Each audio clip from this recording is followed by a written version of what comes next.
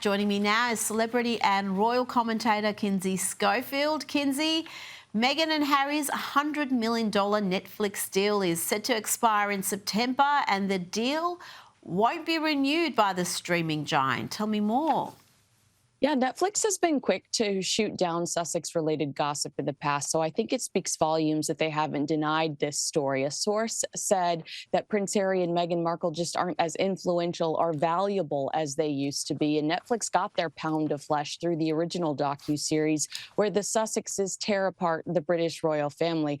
But everything since then has been an analytical failure, and Netflix is expected to release With Love Meghan Season 2, which was recorded back-to-back with Season 1, and quietly allow the contract to expire. No hard feelings, and open to working with the couple again if they can provide a home run concept, but they won't be on the payroll anymore. Now, French President Emmanuel Macron and his wife Brigitte are suing Candace Owens for claiming that Brigitte is secretly a man who transitioned or identifies as a woman. Kinsey, this story is wild. It is.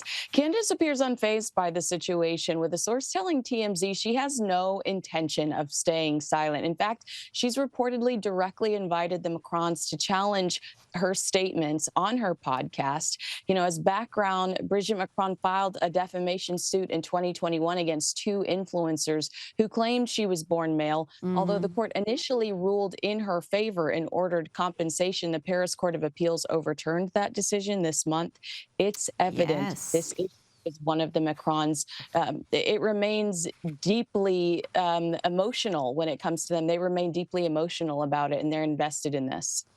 I think Discovery is going to be fascinating, and just the entire relationship between Brigitte and Emmanuel, never mind the genders, to me is highly questionable, because she met him when she was, I think, 39. She was a teacher. He was a 15-year-old student. Now, that in itself is just, troubling, but it's kind of never really talked about in any sort of critical way. Let's talk about Ellen DeGeneres. She fled America.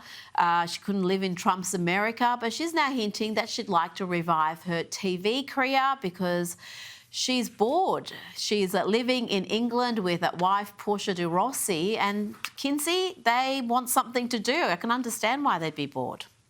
Yes, I love this headline. Ellen DeGeneres is plotting a career comeback after getting a bit bored watching chickens in England. As we now know, it turned out that be kind was just a catchphrase, not a character trait for Ellen. And Hollywood took note. I don't feel sorry for her, but I feel kind of sorry for the chickens. You feel sorry for the chickens. I'm sure those chickens are very pampered. You would hope so. Now, Donald Trump is predicting that Jimmy Kimmel and Jimmy Fallon are going to be the next lot of late-night TV hosts who get the boot following the axing of Stephen Colbert's The Late Show. Kinsey, he really is having fun with this. I've got to say, the unhinged reaction to Colbert's sacking, the meltdown, the conspiracy theories, it's the funniest thing that show has produced in, well, many years. Yeah, I will never forgive Stephen for his behavior towards Catherine, Princess of Wales, in the weeks leading up to her cancer diagnosis. He made cruel jokes about her and her family at their expense while gleefully hosting Prince Harry on his show. Mess with Kate, meet your fate. I know it's about something bigger than that, but at the end of the day, I would like to just call it getting markled. It seems like everyone that has sided with Harry and Meghan have failed spectacularly or had drama come their way. Hello to Tyler Perry, James Corden, Joe Biden. The list is pretty long, yet lonely. And I think that these are all people that chose to side with the wrong side of history and paid for it. You make a good point there. And even Oprah, you could add to that list. Of course, she's still fabulously rich, but her public standing, she used to be universally loved. And now the negative reaction to her is so strong. And I'm not saying it's all down to that Harry and Meghan nonsense that she was involved in, but it didn't help. Now, Dr. Salvador Plencia has pled guilty to 4 counts of distributing ketamine in connection with Friends star Matthew Perry's death. Kinsey, what more can you tell me about this? Well, he now faces up to 10 years per count in federal prison when he's sentenced on December 3rd. And while he remains free on bond for now, his attorney says he plans to voluntarily surrender his medical license within the next 30 to 45 days. According to federal prosecutors, this is the same doctor who allegedly mocked Matthew Perry in a message writing, "I wonder how much this moron will pay for the ketamine." So goodbye. I mean, this guy's a piece of work. Oh, yes. Now, singer Michael Tate from Christian bands The Newsboys and DC Talk has sent the Christian music industry into a tailspin with growing numbers of sexual abuse allegations being levelled against him. Kinsey, I've got to say, I've never heard of this dude until today, but apparently he's a big star. Rita, I have a picture of him in my kitchen that I have to take down now. I'm like 13 years old and my eyeballs are popping out of my head. I'm so excited to meet him. I've been to over 20 of his concerts. He has over 50, Wow. over 50 top hits, multiple Grammys, was campaigned throughout Donald Trump's last election, along with Trump praying for him on the stage.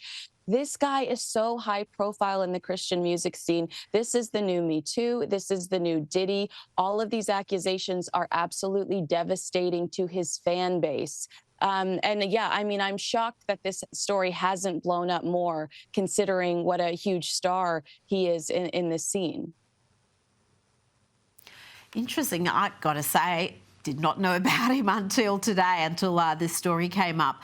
Before you go, content creator Andrew Callahan has claimed that George Clooney played a huge part in Jack Black breaking up his band Tenacious D after the guitarist Kyle Gass made a shocking onstage wish in Australia. It was, in fact, in Sydney, saying, "I hope they don't miss Trump next time," after that assassination attempt. Tell me about this. This came out during that Hunter Biden interview. Yeah, this is what I was going to say. This allegation surfaced during the F-bomb laced Hunter Biden interview that did the unemployed former drug addict no favors. At one point, Hunter hypothetically discusses how he would handle things if he were president, to which I say, God help us all. Yeah. Look, I don't know what edibles and mood enhancers were served at the craft service table for this particular interview, but it was messy and not well researched. So I give it little to no credibility or validity. I know we don't like George Clooney, but I'm also like, does he really have any power over Tenacious D? Yeah, I get you there. And it was the interviewer who told that story. So it wasn't even Hunter. But yeah, that was a wild interview, 3 hours. Kinsey Schofield, thank you so much for your time.